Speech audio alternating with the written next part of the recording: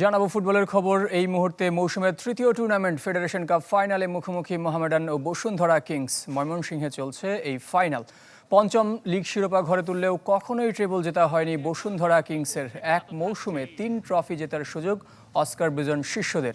এর আগে 2012-13 মৌসুমে ট্রেবল জয়ের কীর্তি গড়েছিল শেখ রাসেল ক্রীড়া চক্র। বিপরীতে শিরোপা ধরে রাখার মিশন মোহামেডানের।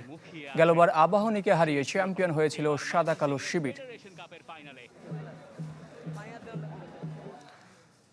এই মুহূর্তে ময়মনসিংহের রফিক উদ্দিন ভাইয়া স্টেডিয়াম থেকে সরাসরি যোগ দিচ্ছেন ফয়জুল ইসলাম। ফয়জুল, এই ফাইনালকে ঘিরে কতটা আসলে উন্মাদনা দেখছেন? আসলে আপনার পিছনে দেখতে পাচ্ছি অনেক দর্শক হয়েছে নিশ্চয়ই। আর ফাইনালে এই পর্যন্ত স্কোর লাইন কি?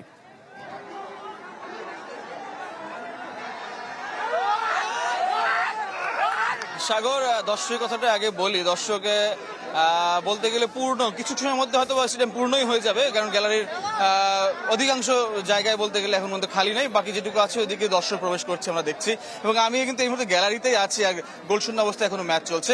গ্যালারির গল্পটা বলছিলাম সাগর। আমাদের সঙ্গে আসলে দর্শক অনেকেই আছেন মাঠে। তার মধ্যে একজন বিশেষ দর্শককে আমরা খুঁজে পেয়েছি, তিনি ঢাকার ফুটবলের একসময় তারকা, জাতীয় দলের তারকা ছিলেন। এই প্রজন্মের দর্শকরা হয়তো তাকে চিনবেন না, কিন্তু তাকে চিনিয়ে দেওয়ার জন্য, পরিচয় করে দেওয়ার জন্য, তার কীর্তির জন্য তাকে আমরা গ্যালারিতে পেয়েছি। তার বাড়িও ময়মনসিংহে। আমি বলছি সাবেক ফুটবলার আব্দুল হালিমের কথা। তার কাছে জানবো আসলে তার জেলায় খেলা, এতদিন পরে অনেক দর্শক দেখছেন আপনি আপনার জেলায় খেলা, এবং Bashundhara kings Mohammedan federation cup final. সেক্ষেত্রে আপনার অনুভূতিটা বলবেন যে এই যে ফুটবলের উন্মাদনা, রফিকুদ্দিন ভাই স্টেডিয়ামে প্রায় পূর্ণ গ্যালারি, এবং আপনি ফুটবল মাতিয়েছেন, মাঠ মাতিয়েছেন, আপনার অনুভূতি বলুন। বিসমিল্লাহির রহমানির রহিম। আজকে সত্যি আমি খুব গর্বিত এবং আনন্দিত। বসুন্ধরা এবং মোহামেডান খেলা খুবই হাড্ডাহাড্ডি লড়াই।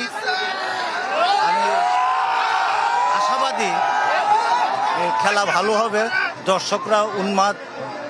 আমার আশাবাদী বসুন্ধরাই উইন করবে। এই ধরনের কম্পিটিটিভ ম্যাচ দেখতে কি আপনার অনেকদিন পরে আসলে মাঠে আসা হলো কিনা, বা সবার মাঝে অনেকদিন পর দেখছি আপনার ঘিরে অনেকের মাঝে উন্মাদনাও আছে, কেমন লাগছে? আমি সত্যি বসুন্ধরার